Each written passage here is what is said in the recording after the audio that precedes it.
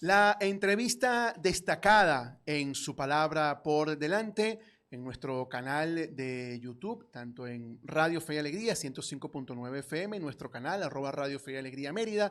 Acá nos acompaña el profesor José Ángel Rivero, docente de la Universidad de los Andes, para conversar acerca del diplomado en migración y desarrollo local y de este fenómeno que evidentemente no es nuevo, tiene toda una historia, tiene unos preámbulos inclusive a nivel global, siempre la migración ha sido natural y el tema es que, claro, Venezuela siempre ha sido un país receptor, entonces ahí ya hay unos elementos. Además, bueno, José Ángel, amigo de la casa, quien fuera productor en su momento, y hay que decirlo, del programa Hablando se entiende la gente en su momento de la Fundación Centro Gumilla, que volvió y vino y así estamos, ¿no, José Ángel, en este caminar? Bienvenido a Fe y Alegría, ¿cómo estás? Hola, bueno, muy buenos días a todos los que escuchan y gracias a ustedes por la invitación. Nuevamente en esta que fue mi casa durante casi 10 años, llevábamos adelante el programa justamente ese, Hablando se entiende la gente, que conducía yo y luego hubo varios compañeros. Siempre fue un trabajo colectivo, realmente, aunque era producción mía, pero Así es. siempre fue un trabajo colectivo. Por cierto, que saludamos a Carlos Krish, que está muy atento a la transmisión, además que fue parte pionero de la experiencia, Josué Araque también, bueno, gente Sí. vinculada al Centro Gumilla. Yosana. Yosana también, así que bueno, todo un grupo de personas. José Ángel, coméntanos inicialmente para el auditorio, ¿no? ¿En qué consiste este término, para tenerlo presente, este término de migración? Antes de hablar del diplomado, ¿cómo lo podemos entender en términos de análisis de la migración? Se habla mucho, se dice migración, emigración, inmigración, hay como muchas palabras vinculadas a este movimiento, pero ¿cómo lo podemos traducir en términos que nos permitan entender? Sí, bueno, mira, si nos vamos a la definición, digamos, que normalmente se utiliza para definir a un migrante, es aquella persona que vive en un lugar distinto al que él habitualmente se ha vivido, ¿no? Ahora, eso entonces, dentro de ese concepto, digámoslo más bien, pudieran entrar entonces muchas otras formas de vivir en un lugar distinto al que habitualmente has vivido. Por eso hay una discusión entre si la palabra o el término migración engloba todas las situaciones, porque bueno, pudiéramos decir que un refugiado es un emigrante, sí, pero la forma en que salió de su país y ahora no vive en el lugar donde habitualmente vivía son por razones distintas a las que, por ejemplo, tendría un estudiante que se va por estudio. O incluso yo siempre pongo el caso de una persona que por amor se muda de país porque se enamoró de otra persona que vive en otro país y se va. Muchos casos de esos conocemos. Entonces, digamos, hay esa definición, que es una definición bastante aséptica, digamos, bastante limpia para definir a una persona que no vive en el lugar donde siempre ha vivido. Ahora, yo estoy convencido de que hay que empezar a hablar de esas otras formas de migraciones que van a hacerse cada vez más comunes. Sabemos hoy, Naciones Unidas dice, por ejemplo, que para el 2030 el mayor número de migrantes en el mundo va a ser por razones climáticas. O sea, eso es una forma también de migración forzada, porque tú te estás yendo del lugar donde has vivido siempre, no de forma voluntaria, sino que hay algo externo a ti que te obliga a salir. Y eso obliga también entonces a los gobiernos, a las instituciones a nivel global, que empiecen a buscar definiciones que puedan acoger a estas otras formas de migrar. Es decir, cuando una persona se va por grandes sequías en su región, entonces se le habla de migrante climático, Ahora, pero es un refugiado, o sea, va a ser considerado una persona refugiada, va a entrar dentro de las categorías que implica ser un refugiado, es decir, protección internacional, que los gobiernos estén obligados a recibirte y a protegerte. Entonces, digamos, es un tema para ir como profundizando, ¿no? Sobre este aspecto está en desarrollo en estos momentos, digamos, el proceso de participación del diplomado. Cuéntanos los detalles. Bueno, tú en tu introducción decías que yo había ido, venido. Bueno, yo soy un migrante retornado ahora, ¿no? Si yo en el 2017 me fui del país, no por razones voluntarias, o sea, salí de Venezuela como salieron muchos otros venezolanos, ahora somos más de 8 millones en el mundo de venezolanos. Bueno, yo en el 2017 formé parte de esas estadísticas de 8 millones de venezolanos que estábamos, en aquel momento éramos 5 millones que estábamos fuera. Yo debo decirlo que a diferencia de otros que salen más vulnerables, es decir, yo tenía vínculos con la Compañía de Jesús, entonces mi recorrido hasta Chile, que fue el lugar donde terminé mi recorrido, fue un recorrido, digamos, menos complicado, menos riesgoso al que llevaron otros venezolanos. Sin embargo, yo intenté hacer la ruta que hacían muchos de ellos, justamente apoyado por el Servicio Jesuita para Refugiados y otras organizaciones afines a los jesuitas. Entonces, bueno, eso me llevó a estar en Colombia un tiempo, un rato, trabajando con venezolanos que estaban en albergue, junto con los compañeros venezolanos que estaban ahí, jesuitas, que estaban haciendo su teología. Luego en Ecuador también estuve allá con los compañeros de Ecuador en el servicio, trabajando ahí sí con migrantes, tanto colombianos como venezolanos. En ese recorrido hicimos un alto, iba con mi esposa también, porque pretendíamos hacer un estudio justamente. Yo era estudioso, era sujeto y objeto del estudio, ¿no? Luego hicimos un alto en Tumbes, Perú, en la frontera del Ecuador con Perú, ya estuvimos unos días. Por Lima sí fue un tránsito más rápido, ya luego hasta llegar a Santiago de Chile, donde intentamos también hacer algunas cosas con venezolanos migrantes junto con otros compañeros de la Universidad de los Andes que estaban ya residenciados en Santiago de Chile. Claro, en ese recorrido, a propósito del diplomado, en ese recorrido, ¿qué es lo que tú vas viendo? Que hay políticas de los estados, incluso de las instituciones de ayuda humanitaria, que son para mitigar la situación. Es decir, te recibo, yo siempre cuento que entrando al Ecuador, yo tomé no sé si buena o mala decisión de salir de Colombia por el Putumayo, o sea, por zona de guerrilla. Es decir, ese sería el Esmeralda del lado ecuatoriano. Por ahí, bueno, es donde ha habido mucho conflicto entre la guerrilla, el ejército. Yo entré por ahí y me recibe un compañero del servicio en un pueblo llamado Lago Agrio. En ese pueblo me entrega un kit de refugio. Ahí fui yo por primera vez un refugiado, sin catalogarme como un refugiado porque, insisto, yo no estaba en una situación como muchos otros venezolanos que sí son refugiados. Y esas, digamos, son acciones que se toman más de mitigar la situación. Te dan un champú, algunos objetos personales necesarios. Entonces, en ese recorrido y estando también en Santiago, que me tocó vivir 5 años ahí, vi que había un vacío en relación a cómo apoyar también a las organizaciones, a los propios estados, a pensar más no solo en mitigar la situación, sino también generar políticas públicas que pudieran apuntar a que todo migrante pudiera instalarse, pero además todo migrante pudiera participar de la vida pública. Es decir, no basta, en Chile ahorita es una discusión si deben o no deben votar los emigrantes, o cuánto tiempo deberían tener para poder votar. Bueno, las leyes, Venezuela tiene también sus leyes, ¿no? Pero esas son formas también de participación política. Pero también puede ser forma de participación política que tú en tu municipio puedas participar en políticas públicas como elegir no solamente al alcalde, sino en qué se gasta el presupuesto, porque tú vives en esa localidad. Y se ha dicho además que cuando tú eres regular en un país pagas impuestos. O sea, yo y mi esposa pasamos un tiempo después de la pandemia en un limbo legal, pero igual pagábamos impuestos.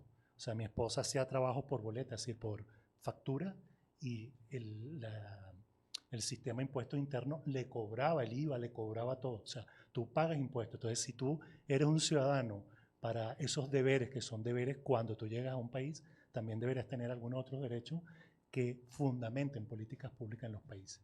De así, por ahí nace entonces, de regreso, entonces nosotros como universidad tenemos el compromiso, teniendo un posgrado en ordenación del territorio, tenemos el compromiso de pensar en cómo aportamos a esa idea de que en los países, incluyendo en Venezuela, porque nosotros ahora vamos a tener retornados, cómo atender la situación de los migrantes, emigrados, refugiados o cualquiera sea la figura que encontremos, y en este caso también de los retornados.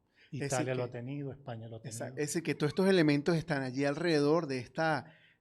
sí, porque se suele llamar, se le usa ese término de fenómeno, pero bueno, es una condición natural el moverse. Entonces, para esto, bueno, está este espacio que están ustedes desarrollando, ¿no? Este diplomado, que has hecho esta introducción muy importante porque además nos da una luz de por dónde va, ¿no? Sí. Bueno, este diplomado entonces, luego de mi retorno, habiendo vivido la experiencia migratoria en primera fila, porque además, o sea, yo me fui de aquí como un profesor universitario, pero cuando llego a Santiago era un venezolano más, no logré incluirme en la vida académica, pude estudiar por vías que logré hacerlo, pues hice diplomado justamente en migración, pero no pude ejercer como ni en mi profesión como politólogo ni filósofo, ni mucho menos incluirme en una universidad. O sea, yo hice trabajos de servicio, es decir, yo fui jardinero, limpié calles, lo que hace cualquier migrante. En mi retorno a la universidad, que me reincorporo, ahora estoy en la dirección de extensión también, aquí ha estado el profesor Juan Carlos Rivero, comenzamos a pensar entonces en qué propuesta podíamos hacer en torno justamente al tema de las migraciones, que siempre ha sido lo que yo he trabajado. Y surge entonces la idea de proponer este diplomado adscrito al posgrado en ordenación del territorio, que está en el Instituto de Geografía. No siempre he dicho que los estudios geográficos, la escuela de geografía no puede estar ajena a un fenómeno como las migraciones porque es un hecho geográfico también. Por eso en el propio diplomado tenemos un módulo en el que hablamos de la territorialización del migrante, es decir, porque toda persona, tanto interna como externa, migrantes internos como externos, o internacionales más bien, siempre vamos a ocupar un espacio territorial. Y ese espacio lo vamos a intervenir. Si tú no eres de ahí, vas a intervenirlo con los paisajes que tú traes de tu lugar. Entonces la geografía no puede estar ajena al estudio de las migraciones en todas sus dimensiones, desde lo territorial hasta lo humano, porque la geografía también es una ciencia humana.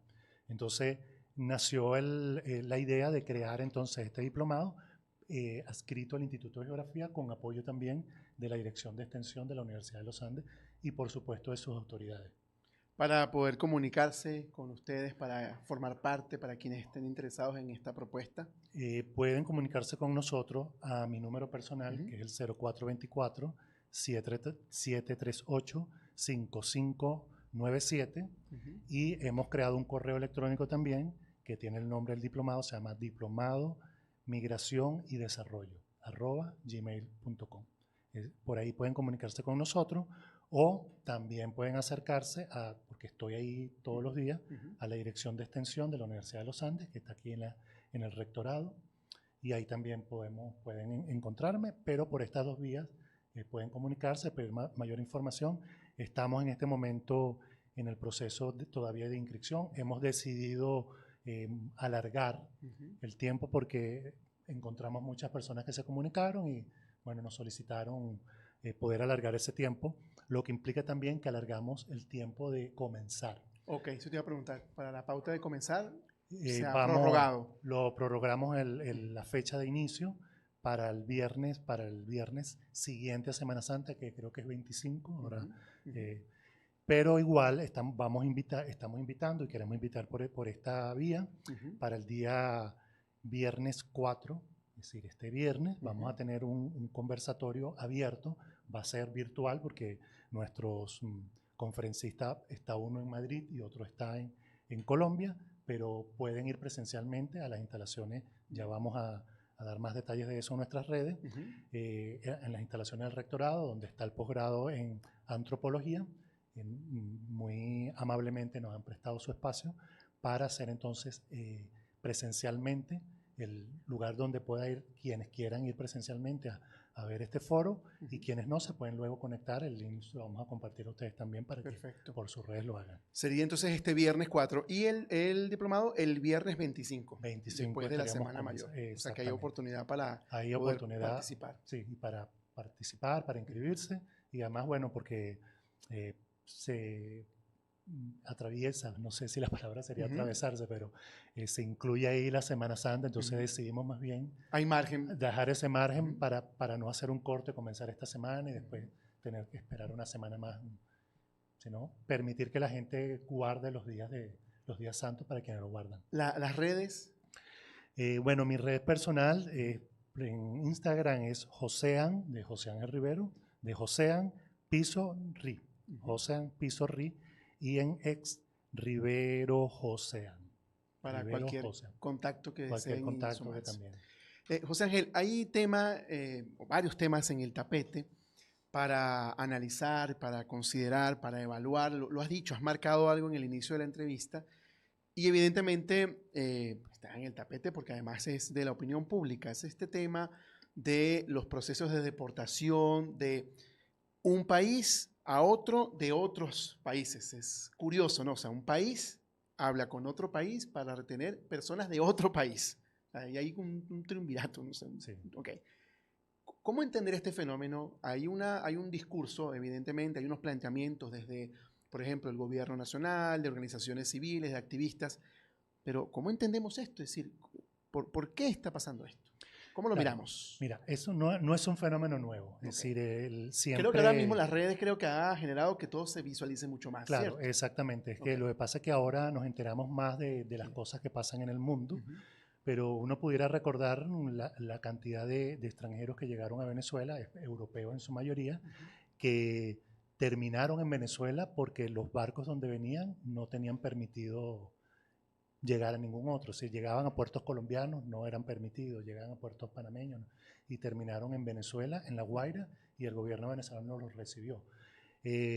Hay otros casos, como por ejemplo, conozco bien de cerca el caso chileno en los años 30 con buena parte de la inmigración española, que llegaron en un barco llamado el Winnipeg, que no querían dejarlos atracar en ningún puerto, y Neruda, en aquel momento que era embajador en España, logró que pudieran llegar a Chile, y bueno, de Chile ese fue su lugar de llegada, pero de ahí fueron a Argentina, llegaron hasta Venezuela, así se movilizaron en el territorio. Entonces, no es un hecho nuevo, novedoso en términos de que siempre tenemos miedo a lo extraño. Ahora, ¿qué pasa?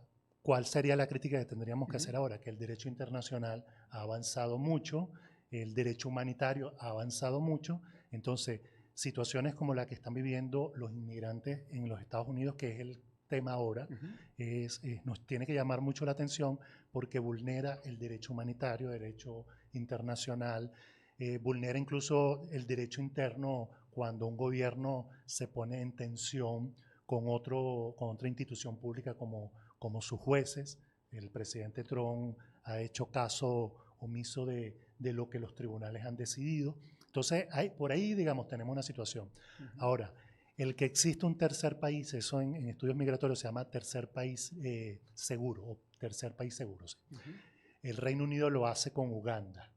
Los no aceptados en Reino Unido, imagínate, los mandan nuevamente a África, a Uganda. No importa si tú vienes de Nigeria, si vienes del Zaire, si vienes del subsahariano, no importa, terminas en Uganda. Y de ahí tú verás cómo haces para regresar a tu país como retornado.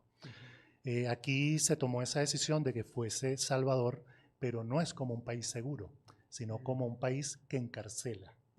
Entonces, ahí hay otra situación en la que sin ni siquiera mirar expediente, o sea, el gobierno que los está recibiendo por acuerdos que debe tener el gobierno de El Salvador con los Estados Unidos, que seguramente es financiamiento de sus cárceles, ni siquiera está mirando si estas personas que están llegando a sus cárceles tienen algún tipo de expediente. Entonces estamos viendo que en nuestro caso los venezolanos que no tienen ningún expediente ni fuera ni dentro de Venezuela y están ahora en cárceles. Sabemos del caso de uno que terminó en Guantánamo, en Cuba. Sabemos de deportados, gente que estaba regular, o sea, que tenía sus papeles en reglas, que ni siquiera, o sea, incluso algunos estaban casi siendo ciudadanos y solo porque aparecían dentro de sus documentos como venezolanos, fueron deportados. Entonces es una situación que yo creo que no puede pasar por alto para ninguno de nosotros, no solo porque sean venezolanos, es que cualquier nacionalidad. Y eso es obvio que ahora, como aguas abajo, también va a tener una situación, porque eso supone que todas estas personas deportadas, ya hay una... Tú te acuestas en la noche y tienes una orden ejecutiva de expulsión a la gente que tenía TPS.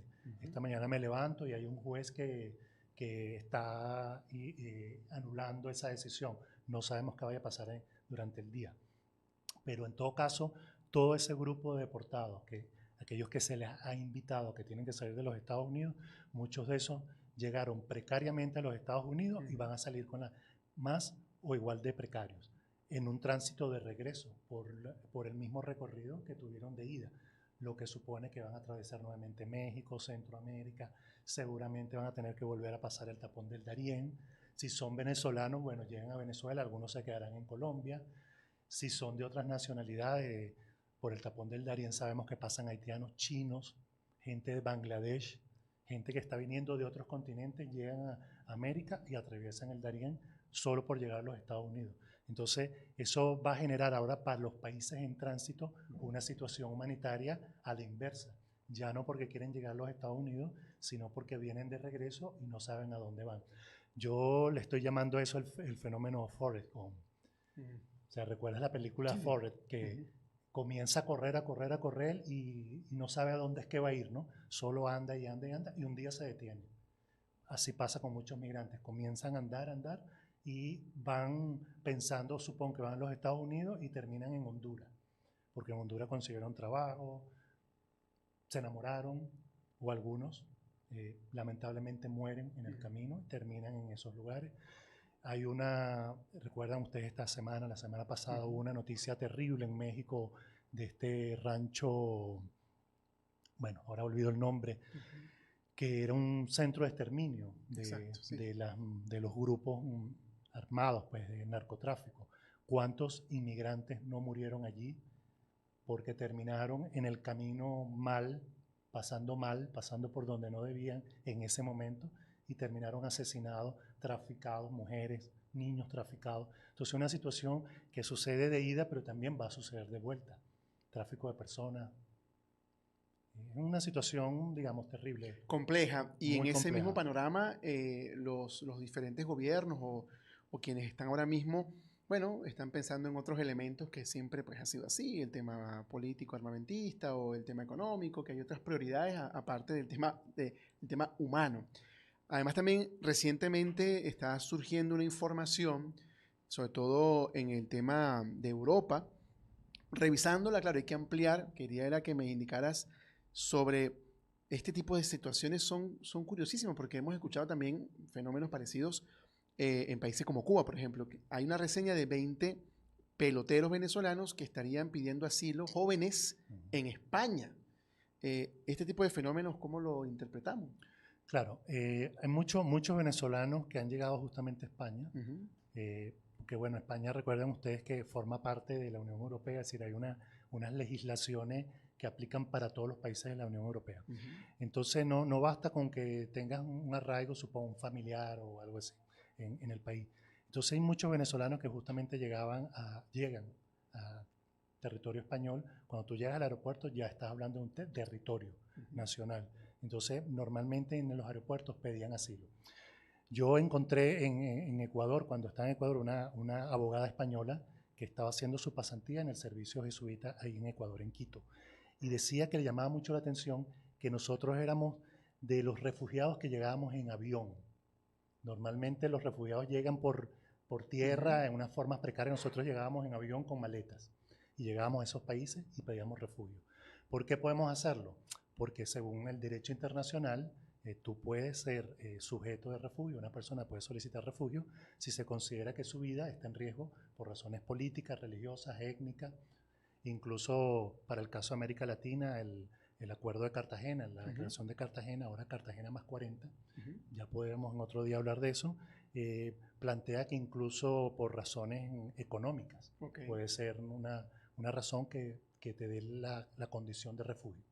Entonces este grupo de jóvenes, basado justamente en que en Venezuela pueden sentirse amenazados por razones políticas o razones económicas, podríamos decirlo, o religiosas, o hasta sociales, ¿no? Este tema de la inseguridad. Sí, exactamente, porque el hecho de que tú vivas en una zona, una región del país o una zona, imagínate vivir en el arco minero, donde hay unas situaciones de tanta irregularidad, pues bueno, tú sientes que tu vida está en peligro, puedes ser un solicitante de refugio. Y es lo que ha pasado seguramente con este grupo de jóvenes que han pedido refugio. Ha pasado con Argentina, ha pasado con Brasil, en distintos países donde personas que van por un evento, Exacto. no solamente venezolano, sino... Como estos peloteros de Cuba que cruzaban, bueno, el Balse llegaban y luego, bueno, peloteros de Grandes Ligas. Exacto.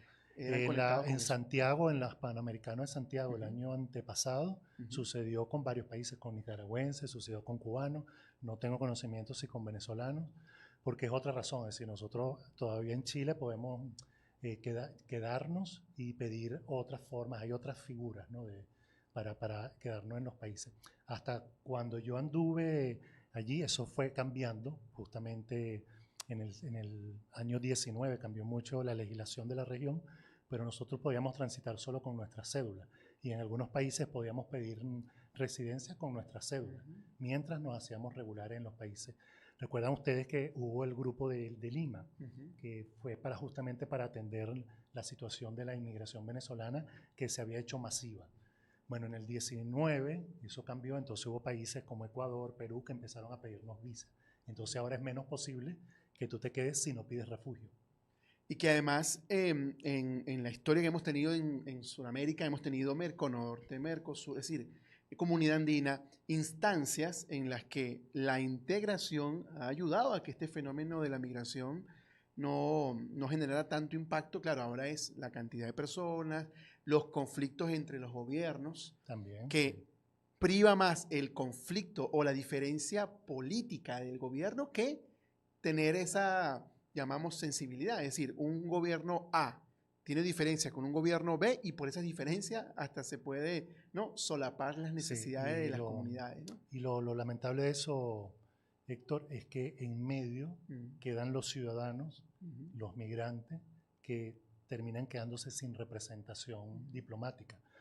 Esta semana estaba en un foro, participaba en un foro online de la organización Clamor, digamos, que una organización de la Iglesia Católica, digamos, alberga o convoca a grupos de la Iglesia Católica que trabajan con migrantes. Entonces ahí puede estar el servicio jesuita, pero ahí están los escarabinianos, que es una orden religiosa que su vocación es con personas en movilidad humana. O encuentras albergues de monjas, sabes, en México hay mucho por el paso de tantas personas de Centroamérica a los Estados Unidos. Y ellos hablaban de que con la población que les cuesta más trabajar para resolver asuntos es con los venezolanos.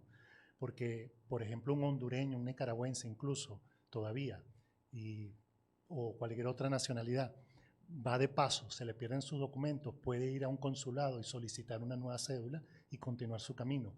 En el caso de Venezuela no, o porque se han roto las relaciones con algunos países, o porque es una cosa, a mí me parece ilógica, que tú en tu representación diplomática no puedes recibir una nueva cédula. O sea, si tú vives en Colombia, tú vives en Cúcuta, tú no puedes ir al consulado de Venezuela en Cúcuta a pedir una cédula, tú tienes que venir a Venezuela a buscar una cédula. Solamente puedes pedir un pasaporte, y para pedir pasaporte necesitas cédula. Entonces, y quedas dinero, entrampado. y bastante dinero. Entonces, decía esta organización, una mexicana, una monja mexicana, decía que con los venezolanos se les complicaba más porque como no tenían representación diplomática en algunos países, no podían resolver situaciones. Entonces, no podías demostrar que era José Ángel Rivero el que estaba pasando ahí. Si en el camino, en el Darién, se te cayó el río, el Morral, y ahí iban tus documentos, tú pasas a ser una persona no solo indocumentada, sino un anónimo. Y ahí puedes cambiarte de nombre, te puedes perder, nadie sabe de ti. Exacto. Puede pasar contigo cualquier cosa y nunca sabrán. O sea, en este minuto que nos queda, para que le hagas una invitación nuevamente a la audiencia de radio y nuestras plataformas digitales para que puedan participar en el diplomado de las plataformas digitales. Adelante. Bueno, la invitación es a inscribirse en este primera corte del diplomado en Migración y Desarrollo Local, que estamos convocando en conjunto con el Instituto de Geografía, el Posgrado en Ordenación del Territorio y la Dirección de Extensión. Pueden escribirnos entonces a nuestro correo diplomado en migración o diplomado migración y desarrollo @gmail.com, o escribir o llamar a mi número, que es el 0424-738-5597, y ahí les podemos dar mayor información. Este viernes la invitación. Y este viernes los invitamos al foro que hemos ideado en el marco de este diplomado a las 9 de la mañana en el rectorado, en el espacio del Museo Arqueológico, eso es a un lado del rectorado, en el que estaremos disertando sobre algunos aspectos interesantes o importantes sobre la migración. Está invitado el profesor Miguel Mofé de la Universidad Simón Bolívar de Cúcuta, que nos va a hablar sobre migración y capital social de los venezolanos. Y va a estar el profesor Tomás Páez, que es del Observatorio Venezolano de la Diáspora, que nos va a dar un panorama general de la situación justamente de la diáspora venezolana en el mundo. Entonces están todos invitados. Igual vamos a hacerle la invitación por las redes y por las redes de Radio Fe y Alegría. Bien, muchísimas gracias, José Ángel, por esta intervención y seguiremos en contacto. Muchas gracias a ustedes y un placer haber estado aquí.